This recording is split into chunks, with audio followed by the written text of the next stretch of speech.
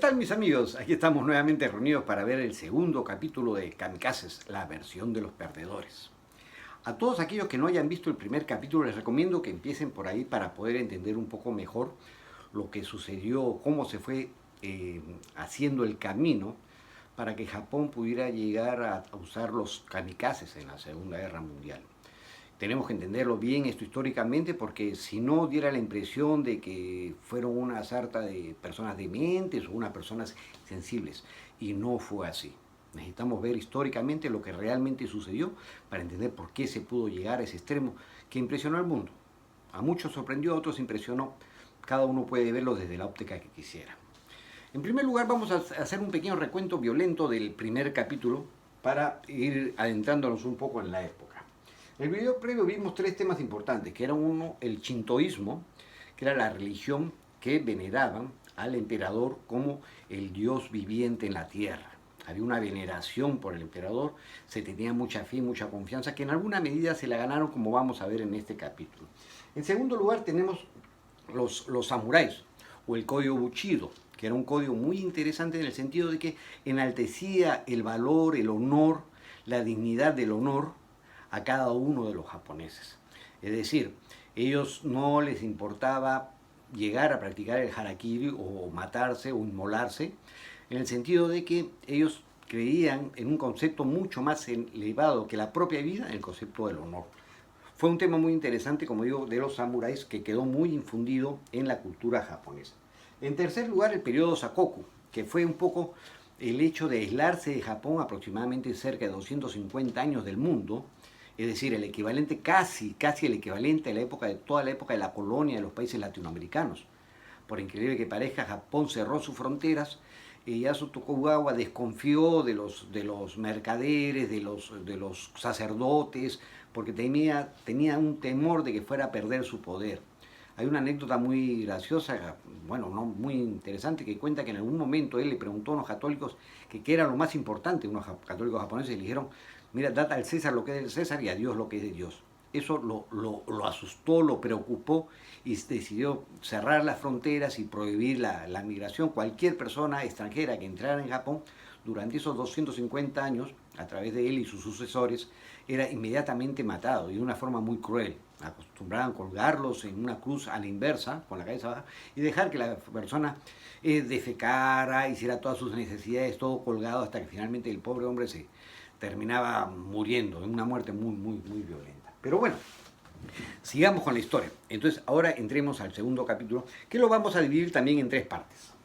Primero está el periodo Meiji, que es muy interesante, porque nos va a ayudar a entender un poco la evolución de Japón después de estos 250 años de aislamiento total, cómo logró Japón ponerse a un nivel tan alto de llegar a volverse una nación prácticamente industrializada, después de haber estado tan aislada del mundo. En segundo lugar tenemos las guerras contra China y Rusia, que fueron muy importantes porque hay que analizarlas históricamente. No se trata solamente de que a Japón se le ocurrió comenzar a hacer la guerra y punto. No. Ha sido una serie de procesos que poco a poco fueron envalentonando cada vez más a los japoneses y llegándolos a ponerlos a un nivel de creer de que podían llegar a ser una potencia incluso militar. Y en tercer lugar es las relaciones con Estados Unidos. Este tema también es muy importante, que lo vamos a ver ahora, porque mucho influyó en el bendito ataque a Pearl Harbor y todo lo que después sucedió. Pero bueno, veamos el primer punto. Periodo Meiji. Muy bien. Los Tokugawa venían gobernando, eran los shogunes, es decir, como el jefe de los terratenientes, el que tenía el mayor poder, tenía la mayor cantidad de samuráis y todo, e incluso obligaba a los otros terratenientes a venir a vivir en aquella época la capital era Kioto, ¿no? Los obligaban a ir allá a estar, o sea, estaban prácticamente dominados por los shogunes, ¿no? Que era el terrateniente mayor, ¿no? El último de los Tokugawa que gobernó como shogun fue Yoshinobu Tokugawa, fue el último de los gobernantes. ¿Qué pasó? Era 1858 cuando el Comodoro Perry llega a las costas de Japón y obliga a Japón a abrir su mercado al mundo. Hubo una tremenda inestabilidad. Los Tokugawa habían almacenado demasiado poder, demasiado dinero, frente a los demás daimios o terratenientes. Entonces se creó una división. Unos decían que no, que había que enfrentarse a los extranjeros, entre los cuales estaba Tokugawa, y otros decían que no, que ya había que abrir Japón al mercado mundial. Entonces se creó una división prácticamente. Y hubieron una serie de enfrentamientos. Japón se dividió, se enfrentaron, y los Tokugawa comenzaron a perder, y finalmente ya Yoshinobu Tokugawa, viéndose casi acorralado, agarró y dijo, ¿saben qué? Le devuelvo el poder al emperador. Porque el emperador hasta esa época había sido una figura decorativa. Le decían que no podía él tratar temas políticos, que debía un poco dedicarse a la biología, dedicarse a los estudios del budismo, del shintoísmo, pero que no interviniera en política. Viendo la situación tan complicada de Yoshinobu, él agarró y dijo, no, le devuelvo el poder al emperador. Tremendo error porque el emperador, junto con un grupo de terratenientes muy hábiles, supieron ver y vislumbrar un futuro diferente para Japón. El emperador era Mitsuhito, que después sería llamado el emperador Meiji, ¿no? Este hombre es clave, junto con el gobierno que hizo con los Genro, es decir, los daimyo y los samuráis. Él comenzó a hacer un gobierno muy interesante. En primer lugar, trasladó la capital de Kioto a Edo. Edo es lo que actualmente conocemos como Tokio. La trasladó y sacó al último shogun Tokugawa, y él se instaló ahí como gobernante. Es lo que ahora conocemos como el Palacio Imperial de Japón, ¿no? En segundo lugar, ellos reconocieron y se dieron cuenta de que Japón, por ese periodo Sakoku, estaba muy atrasado. Era un país de terratenientes, era un país muy atrasado, tecnológicamente estaban desubicados con el mundo, a pesar de que ya antes habían demostrado cierta inteligencia los japoneses, porque antes de iniciar el periodo Sakoku, hubo uno de los grandes unificadores del primero, Edo Nobunaga, que permitió el ingreso a los extranjeros, y los extranjeros en aquella época trajeron los arcabuces. El arcabuz era un arma muy lenta, efectiva, pero muy lenta, porque había que agarrar, después de un disparo, voltearla, poner la mecha, colocar la mecha, echar la pólvora, a presionar la pólvora, agarrar el balín, meter el balín, presionarlo, voltear, prender la mecha y disparar. Entonces, imaginen ustedes, frente a una caballería, pues lo lento que es esa arma, ¿no? Es esa arma en lo que haces un disparo y ya sale el segundo, ya la caballería está encima tuyo. Y a Oda Nobunaga se le ocurrió una idea muy interesante, que en Europa incluso después la copiaron, y que fue una creación japonesa de aquella época. Estoy hablando del aproximadamente siglo XVI. ¿Cuál fue la idea de Oda Nobunaga, el primer unificador de Japón? Hacer 3 hileras. Es decir, unos arrodillados, otros medios encorvados y una tercera de parados. Entonces, cuando disparaba la primera hilera y comenzaban a cargar, disparaba la segunda hilera, también empezaba el inicio de volver a cargar el arcabuz, disparaba la tercera hilera que estaba parada detrás, disparaba, y cuando terminaba de disparar ya la primera hilera había cargado. Muy inteligente, y fue una forma de que lograron acelerar, reducir casi un 30% lo que demoraba de un disparo a otro. Pero Japón, por la desconfianza de Ieyasu Tokugawa, rompe con Europa, con el mundo. Solamente entablan, curiosamente, en Nagasaki, una isla para entablar contacto con algunos comerciantes holandeses, con los chinos, pero un comercio muy reducido. Curiosamente en Nagasaki, donde después quería la bomba atómica, ¿no? Pero era en Nagasaki, en un lugar muy reducido, creo que lo llevan a contar como de 100 pasos y 80 pasos, una zona muy reducida, donde los shogunes en aquella época se enteraban de lo que pasaba en el mundo. Pero bueno, dándose cuenta de la situación tan atrasada que tenía Japón, al emperador Meiji, junto con los gobernantes de aquella época, no se les ocurrió mejor idea que agarrar y de inmediato traer 3.000 científicos del mundo entero. Comenzaron a traer científicos tanto de Estados Unidos como de Europa, a ofrecerles buenos sueldos, traerlos para comenzar a crear su propia industria.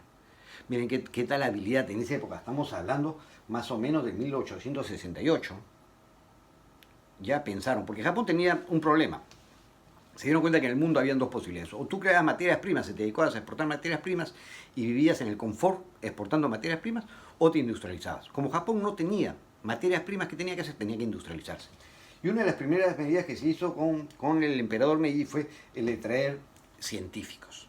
Pero no solamente trajeron científicos para comenzar a desarrollar la industria nacional, sino que también mandaron estudiantes desde Japón a Estados Unidos y Europa para que estudien las últimas novedades. O sea, en ese sentido fueron muy hábiles porque se dieron cuenta, supieron analizar su situación a nivel mundial, es decir, tuvieron una visión a largo plazo de lo que Japón necesitaba. Veían al frente las desgracias que pasaba China, Corea, etcétera, otros países, veían las desgracias y ellos decidieron no caer en el mismo error. Entonces, mandaron estudiantes a Europa y a Estados Unidos para irlos capacitando. Después también fue muy inteligente el emperador porque agarró y dijo, muy bien, como sabía que el punto débil de un gobierno central eran precisamente los terratenientes y sus samuráis, agarró y dijo, no, prohibió los samuráis. Prohibió que los samuráis pudieran, en primer lugar, llevar espada, para desarmarlos prácticamente. En segundo lugar, les quitó el dispendio que los gobiernos le daban antes. Les quitó el apoyo económico, porque querían desaparecer, y creó un ejército nacional.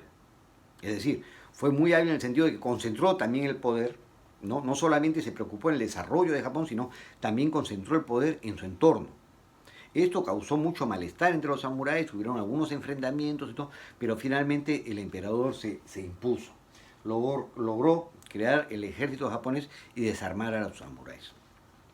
Muchos de los samuráis, desviando un poquito la historia, como no podían trabajar, porque les estaba prohibido trabajar como comerciantes, porque los comerciantes en aquella época eran mal vistos, como comerciantes, etc., se fueron, aunque parezca mentira, metiendo a lo que sería después los yakuza, la mafia.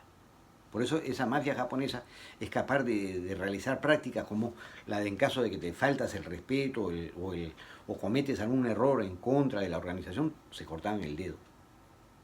En señal de demostración de que estabas realmente arrepentido. Muchos se volaban el dedo meñique, ¿no? Pero bueno, después de haber desaparecido, creado el ejército, tener el poder, haber apoyado la industrialización y el desarrollo industrial de Japón, lo que hizo fue agarró y le pidió a todos los terratenientes que se dieran sus tierras al emperador.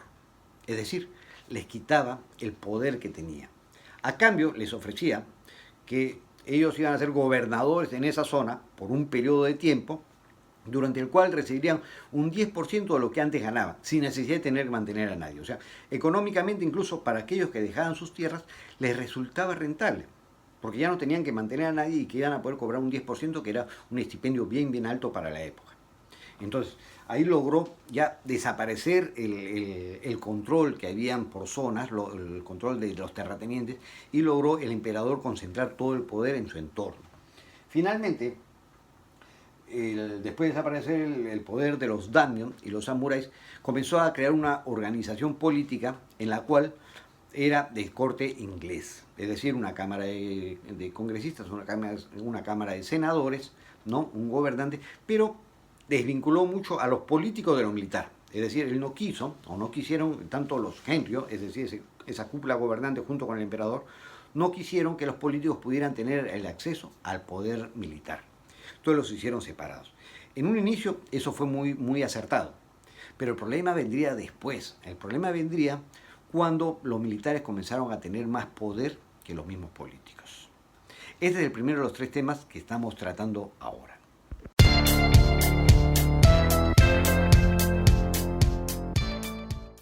En este segundo punto de este capítulo vamos a ver la serie de guerras y de sucesión de enfrentamientos que hubo a lo largo de la situación previa de la Segunda Guerra Mundial. Japón, como decimos, en 1868 el emperador Meiji toma el poder, comienza a industrializar al país, etc.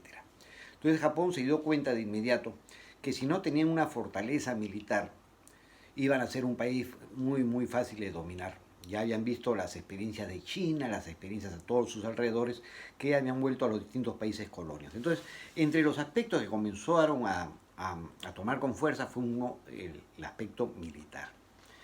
Aparte de eso, Japón no producía materias primas en la medida en que su industria iba poco a poco demandando. Entonces, ya comenzaron una política expansionista, que no es el único país, no es el único país que ha tratado de invadir a otros por distintos motivos. En el caso de Sudamérica tenemos el bendito caso de la guerra de Perú con Chile, por Perú, Bolivia y Chile, por el guano, que en aquella época era importante y que era la materia prima. Y bueno, así podemos ver en una serie de países que en esa época, estamos hablando de fines del siglo XIX, comenzaba cada país a tratar de invadir otros por tener materias primas.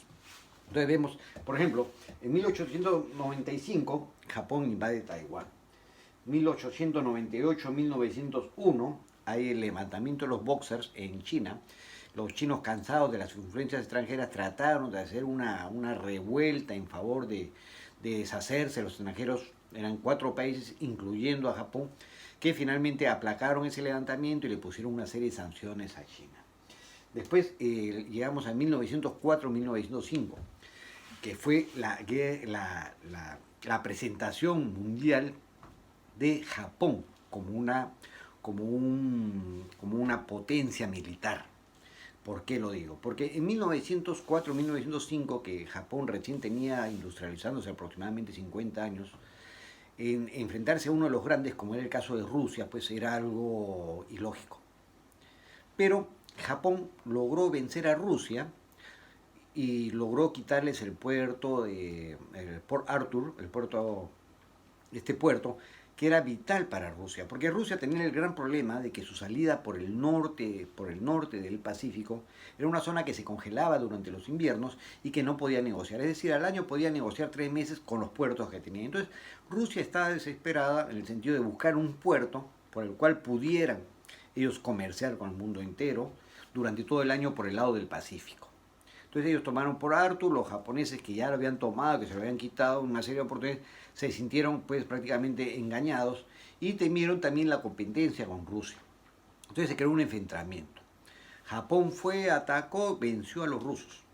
El mundo se quedó impresionado.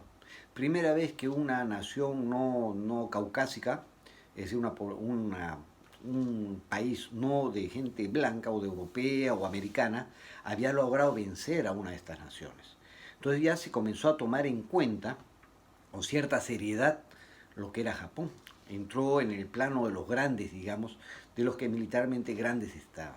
Estados Unidos vio esto con mucha preocupación. Después de la victoria japonesa sobre Rusia, incluso transportó toda su marina, pasando por Japón como diciéndole, mira, ten cuidado, yo soy más fuerte que tú, y cosas por el estilo, ¿no?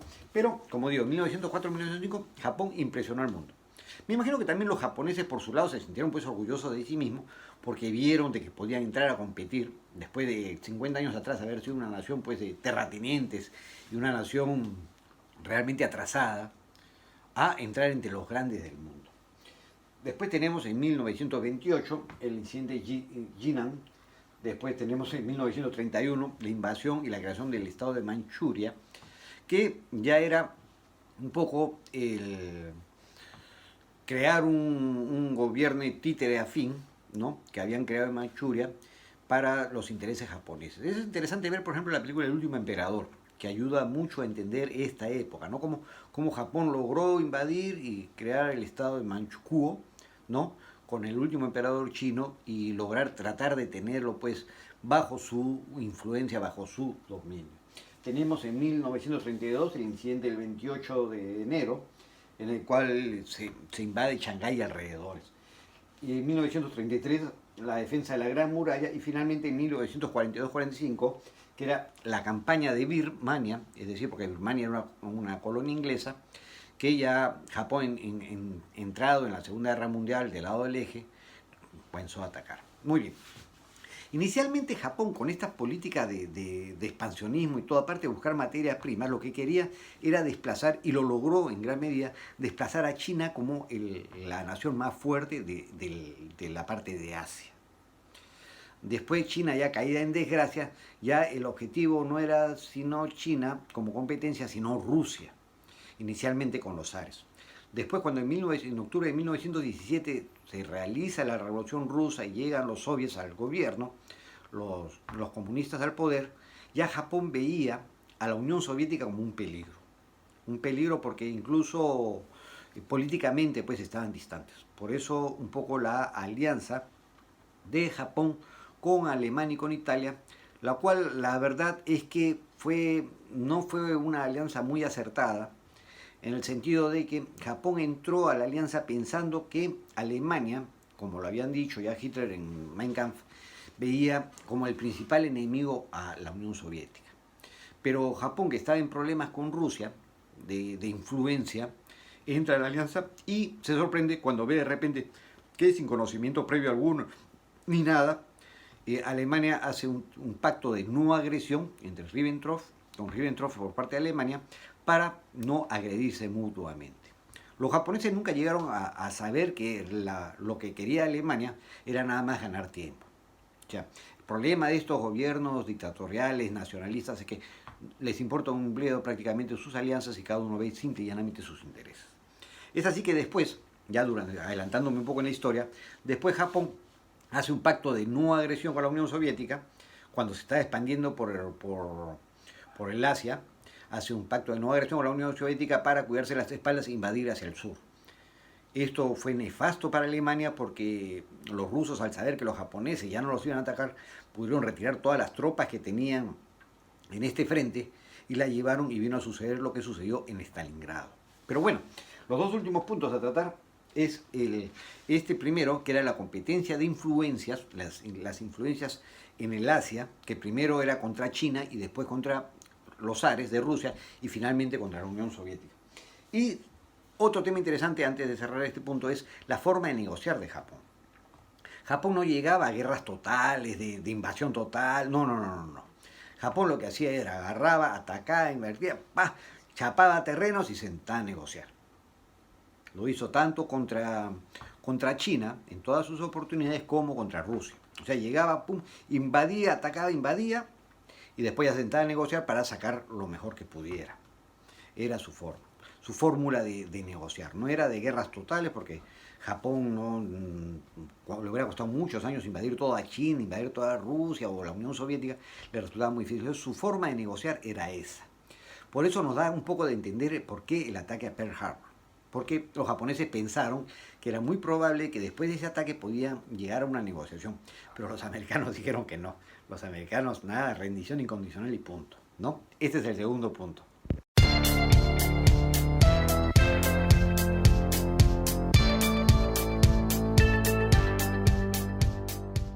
Finalmente es el tercer punto, que es las relaciones con Estados Unidos. Estados Unidos ya se está perfilando como una potencia mundial, y a pesar de que Inglaterra apoyó mucho a Japón antes del enfrentamiento de 1904-1905, porque le vendió una serie de armamento vital para Japón, y aparte los japoneses comenzaron a producir su propio armamento, Estados Unidos veía con mucha preocupación a Japón. Japón tenía una política expansionista, Japón había sorprendido al mundo venciendo a la Unión Soviética, y entonces en todas las oportunidades que podía siempre Estados Unidos le cortaba las alas a Japón. En más de una oportunidad se pusieron como negociadores y siempre las expectativas de Japón eran reducidas a la mitad o menos, porque Estados Unidos le ponía condiciones cada vez más difíciles. Y Japón en algún momento reclamó, por ejemplo, indemnización por la guerra, lo cual era costumbre, Estados Unidos dijo que no. Y así, y si que invadían una parte, querían una zona, Estados Unidos intervenía y no. Porque Estados Unidos veía en Japón realmente un peligro en el Asia por su política expansionista y por su industrialización. Claro que Japón no podía competir con Estados Unidos. Estados Unidos, aparte de tener una industria mucho más avanzada, tenía las materias primas y tenía todo lo necesario para salir adelante. Es tanto así que las relaciones realmente no eran muy buenas antes de la Segunda Guerra Mundial, y peor todavía, previamente antes de la Segunda Guerra Mundial, Estados Unidos impuso una serie de sanciones económicas, prohibió el abastecimiento de petróleo, sobre todo para aviones, y una serie de medidas que a Japón ya lo llevaban a un callejón sin salida, que tenía que terminar tomando por la fuerza lo que no le dejaban por las buenas tomar. Si Japón fue culpable, Estados Unidos culpable, eso lo dejamos a la medida de lo que cada uno quiera ver. Pero que Japón fue prácticamente forzado a tomar por la fuerza las materias primas que Estados Unidos le está impidiendo lograr por estar dentro de la Alianza del Eje, lo cual digo, no fue una alianza que le conveniera mucho a Japón, porque al final de cuentas cada uno peleó por su lado y al final los tres miembros del Eje terminaron derrotados. Siempre tuvo la presión de Estados Unidos y las amenazas de Estados Unidos veladas, o el hecho de no dejarlos ganar más de lo que Estados Unidos estaba tolerando darles. Bueno, este segundo capítulo, como siempre, se alarga un poco porque no es fácil sintetizar todos los hechos previos a la guerra. En el primer capítulo hemos visto un poco la situación de largo plazo que llevó hasta las puertas de la Segunda Guerra Mundial. En este caso estamos viendo ya el periodo más o menos de 60 años aproximadamente previos a la Segunda Guerra Mundial, y en el próximo capítulo ya trataremos de lleno el tema de los japoneses y los kamikazes, porque todos estos elementos han ido contribuyendo poco a poco a ir creando esa mentalidad del japonés de ser una potencia, de ver a los americanos no como unos buenos aliados ni como amigos, ir preparando a la gente en esa misión que tenían, sumada con el aislamiento que tuvo Japón durante aproximadamente 250 años, que logró desarrollar más aún el código Bushido y otras formas de mentalidad, junto con la idolatrización del emperador y una serie de factores que fueron psicológicamente influyendo muy decisivamente en el pueblo japonés. Por eso el próximo capítulo no te lo pierdas. Y no te olvides, si te gustó, dale un like, y si puedes, suscríbete, y si puedes, compártelo, para repartir un poco de historia e información. Y si tú crees que en algo estamos equivocados, haz la corrección abajo, que encantado vamos a recibir tu comentario. Muchas gracias por el like, no se olviden, suscríbanse amigos, y seguiremos el próximo capítulo, no se lo pierdan, porque ya entramos de lleno al tema de los kamikazes, donde mucha gente cree que fue una locura impuesta por el gobierno y todo, y se van a llevar cada sorpresa, se van a llevar la sorpresa de saber que no solamente los japoneses fueron kamikazes, que en algunas oportunidades los aviones iban más allá de lo que realmente podían. Es decir, ni siquiera era el sentido de que ir a inmolarse, no, era la idea de, aunque sea contribuir, pero inmolándose cada uno de ellos. Ya lo veremos. No te pierdas el próximo capítulo. Gracias.